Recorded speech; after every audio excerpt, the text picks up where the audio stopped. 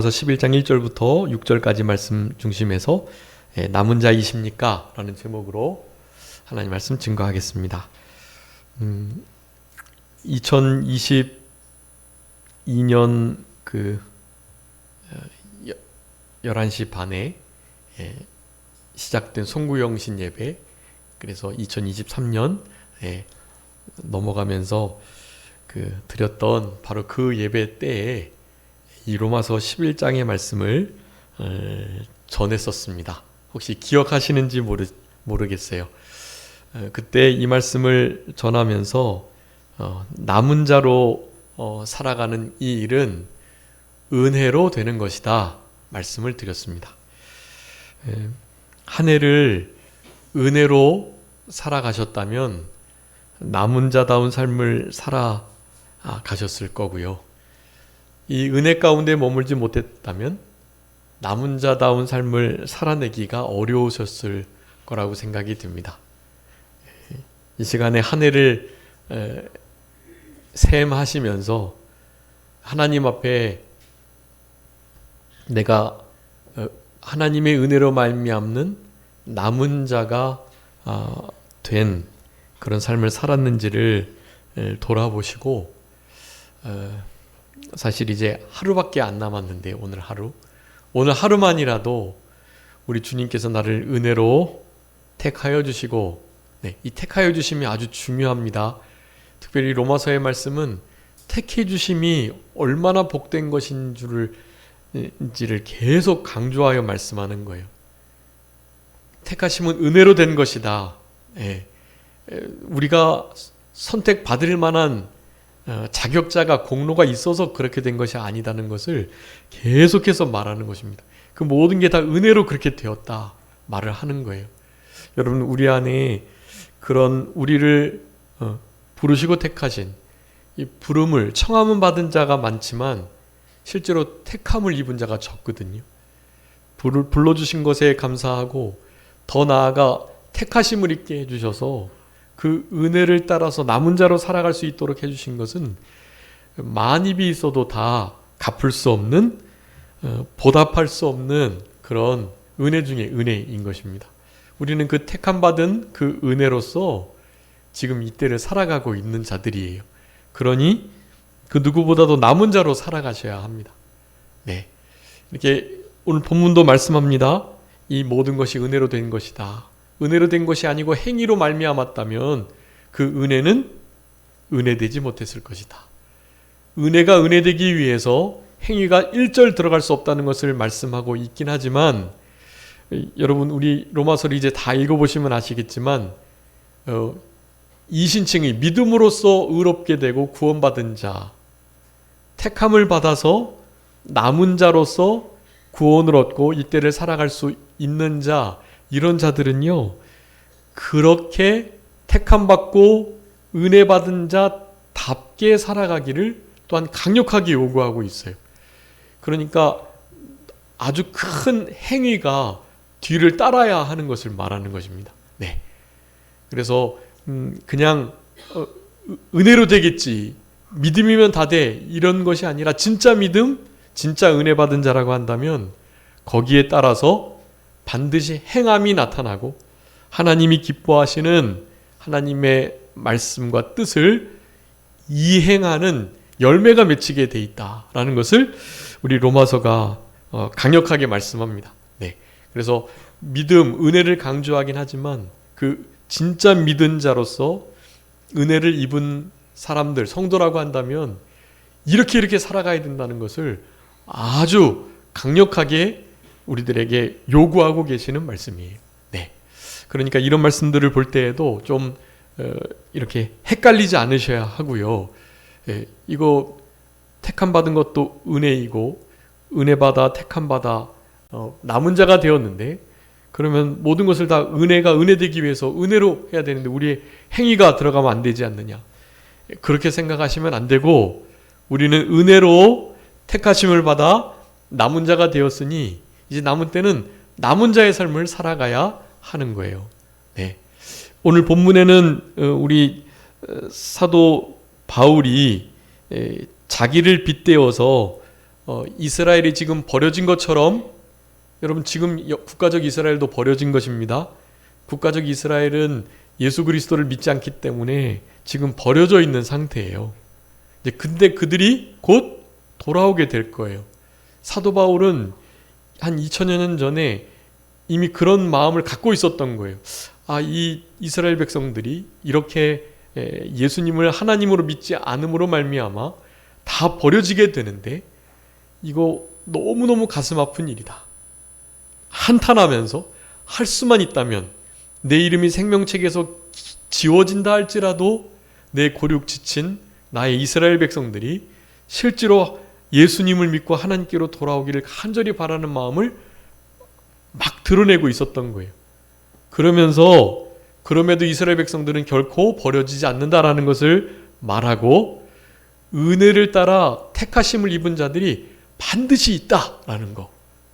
그것을 나도 택함 받은 자고 이스라엘 백성 중에 너희들이 잘 아는 것처럼 엘리야 그 사건을 통해서도 엘리야는 자기 혼자만 남은 줄 알았는데 7,000인이나 선지자 오바댜를 통해서 바알에게 무릎 꿇지 않고 입 맞추지 아니한 자 7,000명이나 남겨뒀다라는 말씀을 지금 열왕기상 18장 20장에 있는 말씀을 인용해서 이렇게 지금 증거하고 있는 거예요. 반드시 이스라엘 백성들은 돌아오게 될 것이다. 곧 국가적 이스라엘이 예수 그리스도를 믿는 자리로 돌아오게 될 것입니다. 여러분 그때가 되면 이제 진짜 예수님 재림하신다고 생각하시면 돼요. 국가적인 이스라엘이 아주 많은 무리들이 예수님을 믿게 될 때예요. 성도님들께서 아시는 것처럼 그 통곡의 벽 너머로 실제로 그 시온산에 다윗성이 하나님의 성전이 건축된 그 자리가 지금 다 그 다른 사원으로 바뀌어 있는 상황에 있잖아요. 근데 이제 이 국가적 이스라엘이 점점 세력이 커지니까 그 사원을 성전으로 바꾸기를 원하고 있는 거예요, 지금. 그래서 이스라엘의 국방부 장관이 실제로 얼마 전에 그 사원을 방문하기도 했고요. 원래 결코 들어올 수 없는 곳이었는데 그런 권력을 가지고 이제 가서 그 팔레스타인 지역 사람들의 아주 큰 원성을 샀죠. 그리고 실제로 그 지역을 거기가 바로 하나님의 성전이 세워져야 할 그것이 이제 이 계시록에 있는 새 성전, 그 새 성전이 바로 거기에 건립되어야 한다라는 것을 지금 시온운동, 백투더 예루살렘 이와 같은 프로젝트를 가지고 그 일을 해나가고 있어요. 아마도 우리 대한민국 한반도의 북한과의 상황과 그리고 저쪽 이스라엘의 그 성지라고 할 수 있는 실제로 솔로몬 성전이 건축되었던 바로 그 자리에 그러니까 다른 종교의 핵심적인 위치를 차지하고 있는 그런 사원들이 막 그렇게 서 있는 건데요. 그런 자리를 찾고 빼앗고 지키려고 하는 여러분 이런 일을 통해서 실제로 아주 크나큰 전쟁이 일어나게 될 가능성이 높다. 우리 한반도 아니면 이스라엘 지역에서 곧 3차 세계대전의 그런 역사들이 이루어질 가능성이 아주 농후합니다. 지금 우크라이나 러시아 전쟁 같은 거 중국의 자기 국경에 근접한 모든 지역들을 다 자기 지역으로 삼으려고 하는 거 사실 이런 모든 것들이 전조 증상들이에요. 전조 증상들. 그래서 이제 공산주의 세력들과 또 민주주의 세력 간의 싸움이 되는 것이 기본이지만 그것보다 훨씬 더 심각한 상황은 종교적인 상황에서의 다툼이에요. 종교적인 상황에서의 다툼은 다른 게 아닙니다. 딱 기독교와 그렇지 않은 종교 두 가지로 나뉘는 거예요. 그래서 결국에 공산주의 안에서도 민주주의 안에서도 기독교를 반대하는 세력들이 있잖아요. 물론 공산주의 세력들은 전체가 기독교를 반대하고요. 공산주의 사회주의 안에서는 정말 믿음을 숨기고 지하교회에서 믿음을 쓰고 있는 아주 극소수의 사람만 있을 뿐이요. 민주주의 안에서도 기독교를 싫어하고 핍박하는 세력들이 아주 많습니다. 결국에는 그런 모든 세상의 세력들이 하나님의 교회, 기독교를 대하여 저들만 없어진다면 세계가 하나가 된다는 생각을 하기 때문에 결국에는 종교 전쟁이 될 거예요. 그래서 궁극적으로 이 땅에 하나님의 나라와 하나님의 나라를 대적하는 나라의 싸움이 궁극적으로 있게 될 것이다. 그것이 어느 양상을 띠든지 관계없습니다. 결국엔 그렇게 귀결되게 돼 있어요. 우리는 그런 것을 준비하셔야 하고, 여러분 그런 상황 속에서도 어떻죠? 우리는 남은 자가 되어야 하는 거예요. 그 상황 속에서 하나님의 은혜를 따라 택하심을 남은 자가 되는, 내가 남은 자라는 그 정체성을, 여러분 우리는 혈연, 지연, 학연 무슨 국가에 속해 있고 그런 것이 문제가 아니에요. 우리는 다 하나같이 하나님의 은혜를 따라 택하심을 입은 남은 자로서의 사명을 가지고 남은 때를 살아가기만 한다면, 그렇다면 하나님께서 주시는 모든 은혜와 복들을 받아 누릴 수 있고, 우리들이 모든 역사에 실제적인 일을 이루시는 역사의 주인 되시는 하나님의 실제적인 사용자들, 하나님이 바로 우리를 사용해서 일하시는 거예요.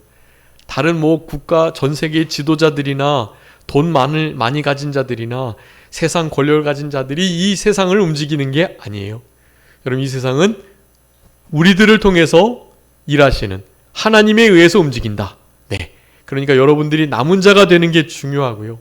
은혜를 따라 날마다 택하심을 입게 해주신 것에 대하여 감사하면서 그렇게 살아가시는 것, 그것이 아주 중요하다고 하겠습니다. 이스라엘 백성들이 지금 이 순간에도 로마서 11장을 기록했을 이때와 같은 상황 속에 아직 머물러 있지만 이제 거의 다 때가 되었다. 잎사귀가 연하여져 있고 우리 주님의 오실 때가 정말 가까워졌기 때문에 여러분들 더욱더 이런 말씀에 귀 기울여야 하시겠습니다. 무릎 꿇지 아니한 7,000명을 남겨두었는데 그와 같이 지금 이제도 은혜를 따라 택하심을 입은 남은 자가 있다. 하나님의 은혜로 택하심을 받아가지고 남은 자 7,000인과 같은 엘리야를 포함한 하나님이 쓰시는 이 마지막 때에 전 세계를 운용하실 때 사용하시는 하나님의 사람들을 반드시 두신다라는 것을 우리가 기억하면서, 만일 은혜로 된 것이면 행위로 말미암지 않게 되고 은혜되지 못하는 일이 없도록 모든 것이 하나님의 앞서서 행하시는 선행적 은혜로 되었다라는 것을 기억하면서 우리의 생애를 그렇게 유지해 나가야 하는 것입니다. 그래서 오늘 본문의 말씀은 우리 그냥 읽어서도 아시는 것처럼요, 이스라엘의 남은 자가 있다라는 건데, 그것이 하나님의 주님의 은혜로 택하심을 따라서 남아지게 된 것이다. 그들이 무엇이 특출나서가 아니라는 것, 우리는 이미 그런 자리에 들어와 있으니 우리가 해야 할 일은 우리의 삶 속에 은혜가 은혜되도록 주님의 은혜를 잊지 않고 그 은혜를 늘 기억하며 은혜 보좌 앞에 날마다 나아가서 감사드리는 것이라고 하겠고요. 그래서 남은 자가 되는 것의 아주 중요한 관건은 내가 은혜를 받은 자로 살아가고 있느냐라는 사실이어야 한다는 것입니다. 우리 로마서 전체에서도 그것을 아주 많이 말씀하고 있는데요. 제가 주보에다가 로마서뿐만 아니라 성경 전체에 나타나는 하나님께서 이렇게 은혜를 베풀어 주시는 자에 대한 말씀들을 적어두었습니다. 여러분 이렇게 살아감으로 9가지 적어두었는데, 이렇게 살아감으로 은혜 안에 거하여 남은 자의 삶을 잘 유지하셔야 해요. 그리고 그 아랫부분에 실제로 그 남은 자에 대한 성경 전체의 정의를 해두었습니다. 그래서 오늘 이 본문 말씀은 이렇게 은혜로 택하심을 따라 지금도 남은 자가 있다라는 것, 이 말씀을 기억하시면서 주보에 있는 하나님께서 어떠한 자에게 은혜를 주시는지, 그리고 그 은혜를 받은 자가 바로 곧 남은 자인데 성경 전체에서 남은 자를 무엇으로 묘사하고 있는지, 그리고 그 남은 자는 어떻게 해야 그 은혜를 따라 남은 자가 되는 그 삶을 잘 살아갈 수 있는지를 몇 가지 적어 두었으니까요. 여러분, 오늘 이 시간에는 우리 한 해를 정리하면서 내가 이러한 남은 자의 삶을 살았는지, 이런 은혜 가운데 하나님께서 은혜 주실 만한 삶을 살았는지를 점검하시는 그런 이 시간이 되었으면 좋겠습니다. 그럼 먼저 하나님께서 은혜를 주시는 자 첫 번째는요, 늘 아주 많이 강조해서 말씀드렸는데요. 하나님께서 은혜를 주시는 자는 딱 정해져 있습니다. 네, 하나님께서 어떤 자에게 은혜 주신다고요? 첫 번째, 네, 겸손한 자에게 은혜 주신다라는 것입니다. 여러분, 우리 하나님은 교만한 자를 정말 미워하시고 무시하시고 비웃으시고 대적하세요. 겸손은 그러니까 하나님 없이는 살 수 없다고 생각하는 마음가짐이 겸손이거든요. 반대로 교만한 것은 하나님 없어도, 은혜 없어도, 말씀 없어도, 기도의 삶이 없어도, 주일날 교회 나와서 예배드리는 이러한 삶이 없어도 나는 넉넉히 살아갈 수 있어 라고 생각하는 것, 그게 교만이에요. 하나님은 그런 자들에게 결코 은혜를 주시지 않아요. 그분 없으면 한순간도 살아갈 수 없다는 그 마음을 가지고 있을 때에 주님께서 진짜 순간순간마다 또 다른 은혜들을 우리에게 허락해 주신다라는 것입니다. 여러분, 겸손한 삶을 살아가셔야 해요. 여러분, 남은 자의 삶은 그냥 겸손할 수밖에 없는 삶이에요. 남은 자가 된 게 왜 되었기 때문이라고요? 무엇을 따라요? 하나님의 은혜를 따라서 택하심을 받은 것일 뿐이기 때문에 이 남은 자는요, 그냥 겸손할 수밖에 없는 거예요. 네. 세상에서 좀 잘 살고 권세가 있고 또 여러 가지 면에서 이렇게 좀 자세할 수 있는 그런 삶을 살아가는 이들이 있을 수 있습니다. 여러분, 그런데 그런 것조차도 우리 하나님 앞에 택하심, 그 은혜의 면에 우리를 이렇게 비추어 볼 때요, 결코 그 하나님 앞에서 내가 이와 같았기 때문에 나를 택해 주셨다, 내가 이 정도나 되니까 나를 그렇게 남은 자로서 나에게 은혜를 베풀어 주셨다라고 할 수가 있는 자가 없는 거예요. 여러분, 이 사실을 아는 것이 참 지혜입니다. 그래서 그런 지혜가 좀 없어도 우리의 삶을 하나님께서 좀 어렵게 하시고 우리 삶을 좀 낮추시고 실제로 겸손할 거리가 없게 하셔가지고 하나님은 이런 은혜 가운데 우리를 두시는 경우가 많아요. 네. 그래서 진짜 예수님을 잘 믿는 이들은 좀 큰 부자들이 잘 없습니다. 솔직히. 네. 진짜 큰 부자인데도 믿음을 잘 지키는 자들은 정말 드물어요. 네. 이스라엘 백성들 중에서도 그 신앙이 좋은 이들이 참 많았잖아요. 네, 이만한 믿음을 찾아볼 수 없다. 정말로 아주 큰 믿음을 가졌다, 칭찬하신 이들이 있다고요. 또 주님이 사랑하시는 한 젊은 율법 관원이 있어요. 예, 아시는 것처럼 나 모든 계명 다 지켰다고 했던 그 사람 말이에요. 그 사람을 우리 주님께서는 사랑하셨고 그래서 너에게 다만 한 가지 부족한 것이 있다, 그렇게 말하면서 무슨 말을 하냐 하면 내 소유를 다 팔아서 가난한 자들에게 나눠주고 어떻게 해요? 나를 쫓으라고 말하는 거예요. 그가 나름 모든 계명들을 다 지키며 하나님을 사랑하는 삶을 살았지만, 그리고 나름의 구제와 여러 가지 고아와 과부를 돌아보는 일들도 많이 했겠죠. 율법의 말씀이 그렇게 명령하고 있으니까요. 아마 그렇게 잘했을 거예요, 그 사람은. 그래서 주님이 사랑하셔가지고 그렇게 율법적으로 사랑할 것이 아니고 이제 진짜 나를 사랑하고 내가 메시아, 그리스도, 하나님의 아들, 곧 하나님인 걸 알고 그 모든 것들, 명예, 권세, 젊은 관원이었고 율법사였기 때문에 사실 젊은데도 부와 귀와 명예와 영광 모든 걸 다 누리고 있었던 상태였던 것 같아요. 그러니까 주님이 말씀하시는 거예요. 그 모든 것들 다 내려놓고 나를 좇으라고. 제자는 예수님을 따르는 자잖아요. 예수님을 따르는 자. 예수님을 따르고 예수님을 붙잡고 예수님과 늘 함께하고 제자들을 예수님이 부르실 때 마가복음 3장에 나와 함께 있게 하고 그게 첫 번째 부르심의 목적이었어요. 그 다음에 이제 귀신 내쫓는 일, 약한 자를 강하게 하는 일, 그래서 병든 자를 고치고 복음을 전하게 하는 일을 그 다음에 하게 하신 거예요. 정말 중요한 것은 예수님이 함께 있고자 제자들을 불렀다. 그 젊은 관원에게 그거 요구하셨던 거거든요. 그랬더니 그 젊은 관원이 어떻게 했죠? 네, 근심한 얼굴로 수색이 가득해가지고. 왜요? 자기가 돈이 진짜 많거든요. 그거 그렇게 버릴 수 없거든요. 그렇게까지 해가지고 이분을 좀 따라다녀야 되나? 그분 그 모든 것들을 다 이렇게 팽개치고 다 팔아서 없애버리고 그렇게까지 해서 좀 예수님을 쫓아야 되는가? 그런 생각을 하게 되니 근심이 없을 수가 없죠. 여러분 결국에는 그 뒤에 사건은 나오지 않지만 그 젊은 관원이 어떻게 했을까요? 수심 근심 때문에 결국에는 모든 것을 다 내려놓고 주님 따르는 것을 포기하고 그냥 그렇게 살았을까요?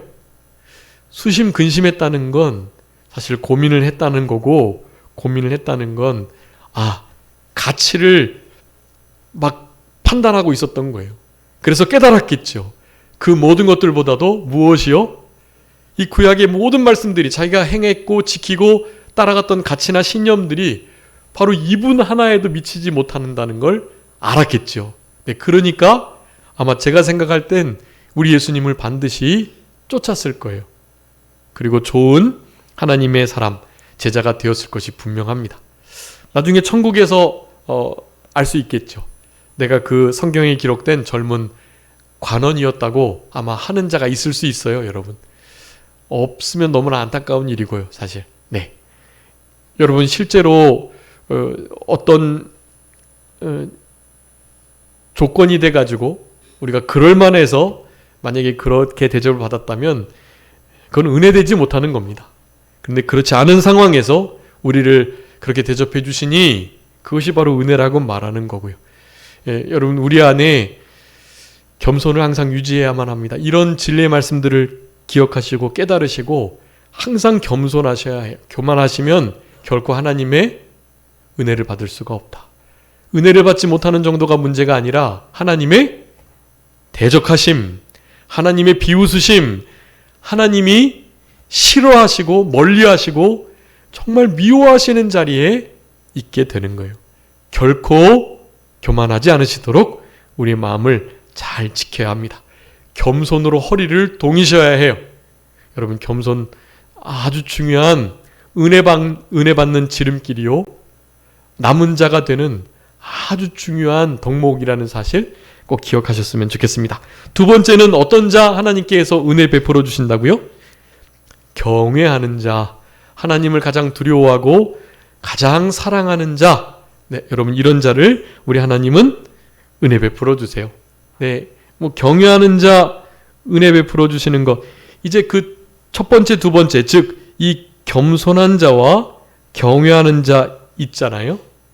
여러분 이 두 가지가 처음에 그렇게 기록해 둔 이유가 있어요. 이 겸손과 하나님을 경외하며 남은 자의 아주 뚜렷한 표지가 되는 것입니다. 선명한 기준이에요. 겸손하고 하나님을 경외하느냐 그렇지 않느냐가 남은 자이냐 그렇지 않느냐를 나누는 아주 중요한 기준이에요. 네. 겸손한 자에게 경외하는 자에게 하나님을 은혜를 주시고요. 그 은혜를 받은 자가 그 은혜를 따라 택하심을 입은 남은 자다운 삶을 살아갈 수 있는 거예요. 네. 그래서 우리 남은 자를 그 두 번째 샵 그 주보에 남은 자 파트 보시면 그 남은 자의 정의를 정의 내린 것입니다. 제가 내린 정의예요. 성경의 전체적인 원리를 보니 남은 자는 이런 자구나 라는 거예요. 뭐냐 하면 불쌍히 여김을 받고, 네, 여기 불쌍히 여김을 받는 법도 다 나와요. 근데 불쌍히 여김을 긍휼히 여기심을 받는 가장 중요한 조건 중에 하나는 은혜를 받는 거예요. 은혜. 하나님은 은혜를 받을 자에게 긍휼을 베풀어 주세요. 전심으로 은혜를 구하잖아요. 그런 자에게 하나님은 긍휼을 베풀어 주신다고 약속하셨어요. 그런 말씀들의 약속이 있다는 거예요. 한번 읽어봐 주세요. 시편 119편 58절. 우리 교동문 119편 했는데 시편 119편 58절. 내가 전심으로 주께 간구하였사오니 주의 말씀대로 내게 은혜를 베푸소서. 아멘. 내가 전심으로 하나님께 은혜를 구했으니 어떻게 해요? 나에게 긍휼을 베풀어 주세요 라고 말씀하고 있는 거예요. 여러분 전심으로 하나님께 은혜를 구하고 또 구하면 반드시 긍휼을 불쌍히 여김을 허락해 주십니다. 여러분 불쌍히 여김 받은 인생 그 성공하는 거예요. 주님 앞에 불쌍히 여기면 그냥 다 되는 거예요. 아무나 불쌍히 여겨주지 않으십니다.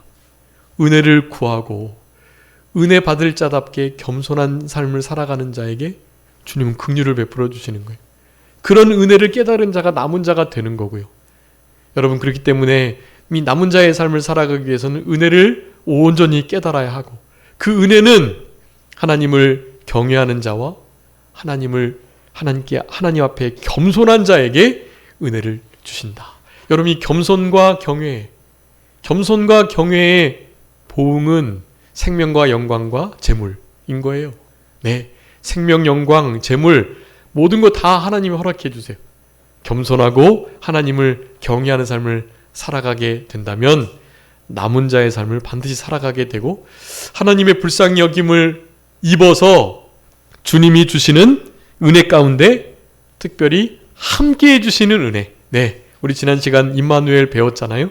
임마누엘, 하나님이 우리와 함께 하시는 이 복된 은혜가 하나님은 아무에게나 함께 해주시지 않아요.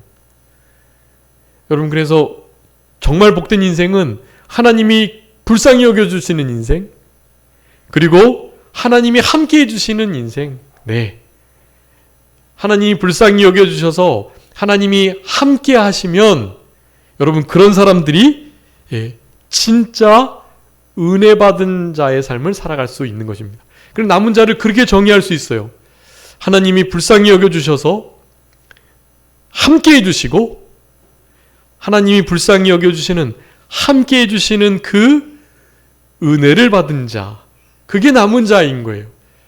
여러분 이렇게 한번 한 해의 말씀들 주보 쫙 살펴보시면서 남은 자에 관한 말씀들을 제가 한 6번 정도 전했던 것 같아요. 여러분 그런 말씀들을 쭉 살펴보시면 거기에 흐르는 아주 중요한 성경 원리가 그거예요. 남은 자들은 하나같이요 하나님 앞에 불쌍히 여김을 받으며 하나님이 불쌍히 여겨주시는 그 일이 있기 위해서는 하나님이 어쨌든 함께 해주셔가지고 불쌍히 여겨주셔야 하잖아요. 그래, 내가 안다. 내가 다른 사람은 다 몰라져도 내가 알고 있다. 주님이 우리에게 다가오셔서 우리에게 찾아와 주셔서 그렇게 말씀해 주셔야 하잖아요. 그러니까 불쌍히 여겨주시는, 특별히 함께 해주시는 그런 이들이 다 남은 자들이에요. 그러니까 주님께 불쌍히 여김을 받고 우리 주님이 함께 해주시는 이 큰 은혜, 여러분 이 큰 은혜가 진짜 가장 큰 은혜예요. 이 큰 은혜, 불쌍히 여겨주시고 함께 해주시는 거, 이것이 바로 은혜임을 온전히 깨닫고 감사하며 살아가는 자, 남은 자입니다. 그런 자들이. 그런 원리가 있다는 것을 여러분 기억해 주시고, 은혜를 하나님께서 주시는 자는 겸손한 자와 경외하는 자이다. 또 하나님이 은혜를 주시는 자가 있어요. 세 번째는 온 마음으로 주 앞에서 주와 함께 행하는 자. 여러분, 이런 자를 우리 주님께서 은혜를 베풀어 주신다고 말씀하셨어요. 열왕기상 한번 읽어주세요. 8장 23절. 열왕기상 8장 23. 이르되 이스라엘의 하나님 여호와여, 위로 하늘과 아래로 땅에 주와 같은 신이 없나이다. 주께서는 온 마음으로 주의 앞에서 행하는 종들에게 언약을 지키시고 은혜를 베푸시나이다. 아멘. 여러분, 여기 분명히 말씀합니다. 온 마음으로 주 앞에서 행하는 자에게 언약, 약속의 말씀을 성취해 주시고 은혜를 베풀어 주신다. 그렇게 말씀하셨습니다. 우리가 너무나 잘 아는 말씀, 거기 역대하 6장도 시편 119편도 특별히 열왕기상 3장 6절의 말씀도, 이것은 우리 솔로몬 왕이 아버지 다윗 왕을 이렇게 다윗 왕의 신앙에 대해서 묘사를 하면서 큰 은혜를 베풀어 주셨다고 말씀하는 장면이에요. 성실과 공의와 정직한 마음으로 하나님 앞에서 하나님과 함께 행했던 우리 아버지 다윗 왕, 그 다윗 왕에게 큰 은혜를 베풀어 주셨는데 지금 그 은혜를 이어주셔서 아들인 내가 왕이 되게 해주셨습니다. 이 큰 은혜를 내가 어떻게 보답하겠습니까? 라고 고백하는 장면이, 네, 여러분, 하나님이 은혜 베푸시는 자는 따로 있습니다. 네, 따로 있어요.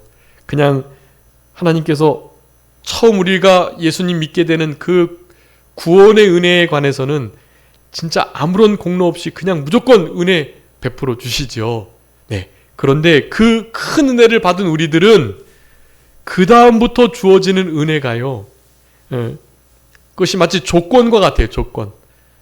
그 큰 은혜를 한번 먼저 받은 자들은요, 그 다음부터 은혜를 받기 위해서는 뭐 우리가 생활 마음대로 마음껏 죄짓고 하는데, 세상 사람들처럼 하는데 은혜 주시는 게 아니에요.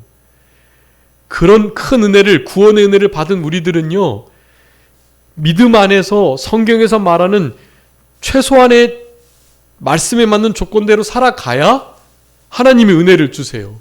여러분, 이것을 잘 구별하셔야 해요. 이것이 무슨 행위 구원을 말하는 게 당연히 아니고요. 은혜가 그야말로 값없는 선물인데 뭐 선물 받는데 무슨 행위가 필요하냐, 이렇게 말할 게 아니라는 거예요. 성경은 믿는 자에게 그렇게 요구하고 계신다니까요. 교만하면 너 버릴 거야. 교만하면 너와 함께 있지 않아. 교만하면 너를 대적할 거야. 비웃고 싫어하고 멀리하고 너와 너의 가족들까지도 내가 저주할 거야. 여러분, 교만한 자는 하나님께서 그렇게 지금 대우하신다고 말씀하신다니까요. 반면 겸손하기만 한다면 얼마나 큰 은혜를 내가 준비하고 있고 쌓아두고 있다. 쌓아두신 은혜. 예. 하나님을 경외하고 두려워하는 자에게 쌓아두신 은혜. 여러분, 하나님께서 은혜를 쌓아두시고 계세요. 근데 그거를 누구에게 주세요? 아무에게 주시는 게 아니라니까요. 네. 그런 은혜는 겸손한 자에게, 여호와를 경외하는 자에게 온전한 마음으로 주 앞에서 행해 나가는 자들에게 주시는 거예요. 그런 걸. 여러분, 그런 은혜를 우리가 받아야만, 네, 은혜 받은 자답게 남은 자의 삶을 살아갈 수 있게 된다라는 것, 여러분 기억해 주시고, 이제 시간이 없으니까요, 그 4번부터 정직한 자, 은혜의 보좌 앞에 나아가는 자, 우리 하나님과 예수 그리스도를 더 깊이 알아가는 자, 이런 자들에게 은혜 베풀어 주신다고 성경은 분명히 약속하고 계십니다. 예수 그리스도를 변함없이 사랑하는 자, 그리고 지금이라는 시간을 헛되이 받지 않고 그 지금이 구원을 이루어갈, 구원을 받게 될, 그리고 은혜를 누리고 은혜를 더욱더 얻게 될 기회라는 거, 이 지금이라는 시간을 소중히 여기고 한 번 가면 오지 않으니까 이 기간을 헛되이 보내지 않고, 특별히 하나님의 은혜의 역사가 있을 때 그 은혜의 역사에 온전히 참여될 수 있도록 그 은혜를 헛되이 받지 않고 허비하여 잊어버리지 않도록 하는 거, 여러분 그런 자들에게 우리 하나님은 은혜를 베풀어 주신다라는 사실, 마지막으로 그 은혜 베푸시는 하나님께 간절히 기도하며 기다리는 자. 예, 이 말씀도 많이 읽었어요. 그렇지만 중요한 말씀이니까 위로를 받으시면서 한 번 더 읽어봐 주세요. 이사야서 30장 18절. 이사야서 30장 18절입니다. 그러나 여호와께서 기다리시나니 이는 너희에게 은혜를 베풀려 하심이요 일어나시리니 이는 너희를 긍휼히 여기려 하심이라. 대저 여호와는 정의 하나님이심이라. 그를 기다리는 자마다 복이 있도다. 아멘. 여러분, 그분께서 은혜 베푸시기를, 그분이 우리와 함께 해주시기를 바라는 마음으로 기다리는 자, 여러분, 하나님께서 은혜를 베풀어 주시지 않으실 수가 없는 거예요. 여러분, 그 은혜 베푸신 하나님께 간절히 기도드리시며 은혜가 없으면 한순간도 살아갈 수 없는 줄 알고 주님의 은혜를 요청드리는 우리들 되셔야 되겠고, 여러분, 그런 은혜 받은 자의 삶이, 즉 하나님께 불쌍히 여기며 하나님께 불쌍히 여김을 받으며 그 하나님께서 임마누엘로 함께 해주시는 바로 그 큰 은혜를 받은 자로서 이 땅을 살아가는 것이 남은 자의 삶이다 라고 요약할 수 있겠습니다. 여러분, 그래서 그 남은 자, 불쌍히 여겨주시는 은혜와 함께 해주시는 이 큰 은혜, 이 은혜를 받은 자다운 삶을 살아갈 때 남은 자인데, 그 남은 자가 거기 경외와 겸손이라는 중요한 덕목으로 다 묶여 있는 거예요.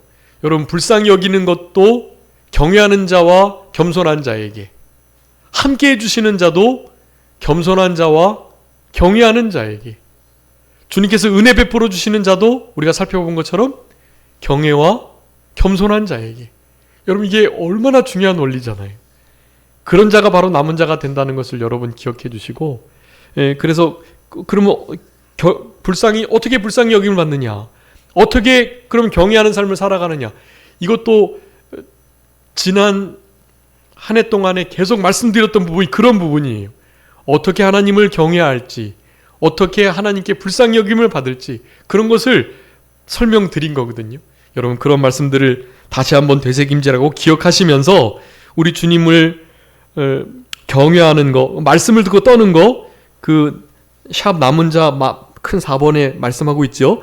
하나님 말씀 듣고 떠는 자, 그 인자하심을 바라는 자, 네, 하나님을 결코 떠나지 않는 자, 예레미야 32장에 있는 말씀처럼, 그리고 죄악을 싫어하고 미워하는 자, 여러분, 이런 자들에게 하나님은 은혜를 베풀어 주시지 않으실 수가 없고, 그런 자들이 바로 경외하는 자인데, 그런 경외하는 자에게 주님이 함께 하시지 않으실 수가 없는 거예요. 주님이 막 그런 자들과 함께 하고 싶어 하시는 거예요. 은혜를 쏟아 부어 주시는 것입니다. 여러분, 아무쪼록 남은 이제 다음 해는 더 이상 은혜를 따라 남은 자다운 삶이라는 표를 걸지 않고 그렇게 이제 다른 표를 걸고 살아가겠지만, 여러분, 그런 표를 가지고 다른 표가 있더라도 이런 표들을 잊으시면 안 돼요. 네, 우리 지난해 경외함을 기뻐하는 거, 그리고 예수 그리스도의 흔적을 갖는 거, 네, 그런 말씀들 우리가 표를 걸고 있었잖아요. 그런 표 말씀들을 잊지 않으시면서 2023년에 은혜를 따라 남은 자의 삶을 살아가야 한다라는 거, 우리가 한 해 동안 이렇게 가지고 있었다는 것을 여러분 기억하시면서 그렇게 진짜 남은 자다운, 네, 그런 삶을 끝까지 살아가시는 그런 우리들의 삶이 다 되셨으면 좋겠습니다. 자, 기도하겠습니다. 살아계신 우리 아버지 하나님, 진심으로 감사하고 감사합니다. 우리를 불쌍히 여겨주셔서 우리와 함께하여 주시고, 불쌍히 여기시며 긍휼 베푸시는, 함께해 주시는 이 크나큰 은혜를 받은 자가 바로 남은 자라는 사실을 우리가 기억하면서 이 남은 때를 살아갈 수 있도록 은혜 베풀어 주시는 아버지 하나님, 진심으로 감사하고 감사합니다. 우리가 은혜 받은 자다운 삶을 살아가기 위해서 은혜를 받아야 되겠사오니, 은혜를 받자, 감사하자. 우리가 진동치 못할 나라를 받은 거, 이 구원의 은혜에 감격하면서 은혜를 주시는 자가 어떠한 자들인지를 명확하게 기억하고, 많은 말씀들이 있지만 적어도 겸손한 자에게, 하나님을 경외하는 자에게 은혜 베풀어 주신다는, 함께해 주신다는, 그리고 불쌍히 여겨 주신다는 이와 같은 신앙의 원리를 결코 잊지 않고 남은 때를 살아갈 수 있도록, 그래서 남은 자의 삶을 살아가며 하나님 앞에 잘했다 칭찬받을 수 있도록 아버지 하나님 은혜 베풀어 주시옵소서. 우리 주님 앞에 전심을 다하여 주님 앞에서 주와 함께 살아가게 하시고, 우리 주님을 정말로 사랑하고 그 말씀 앞에 벌벌 떨며 정직하게 살아갈 수 있는 우리들 되게 하여 주시고, 무엇보다도 은혜 베푸시기를 위해서 일어나시고 기다리고 계시는 우리 주님 앞에 간절히 기도드려 은혜를 요청드릴 수 있도록, 그래서 그와 같은 하나님 앞에 기도하며 그 은혜를 기다리는 삶이 복된 인생이라는 것을 깨닫고, 다른 것을 다 희생하고 포기해서라도 우리 주님 한 분 얻는 것, 그것이 가장 가치 있고 귀하다는 것을 잊지 않으면서 우리 주님과 함께 임마누엘로 동행하시는 우리들의 삶이 되실 수 있도록 아버지 하나님께서 은총을 베풀어 주시옵소서. 아버지 하나님, 이 2023년 마지막 주일 예배를 하나님께 드릴 수 있도록 은혜 주신 거 감사합니다. 남은 때 더욱더 은혜 받아 택함을 입은 자로서 남은 자의 삶을 잘 영위해 나갈 수 있도록 주님께서 우리 신비의 남은 자의 선명한 하나님이 기뻐하시는 원리를 새기며 살아갈 수 있도록 우리 주님 은혜 베풀어 주시기를 간절히 바라옵고, 특별히 이사야 10장에 있는 말씀처럼 하나님을 진실히 의뢰하고 전능하신 하나님께로 힘써 돌이키며 돌아가는 우리들, 하나님의 말씀이 반드시 성취되며 하나님의 절대 주권을 인정하며 하나님을 신뢰하는 그런 복된 남은 자의 삶을 끝까지 살아갈 수 있는 우리들이 될 수 있도록 아버지 하나님께서 같이 하시고 도와주시옵소서. 남은 모든 시간도 우리 주님께 온전히 드릴 수 있도록 은혜 베풀어 주시기를 간절히 바라옵고, 그저 모든 것 주님께 맡기오며 살아계신 예수 그리스도의 이름으로 기도 올리옵나이다. 아멘.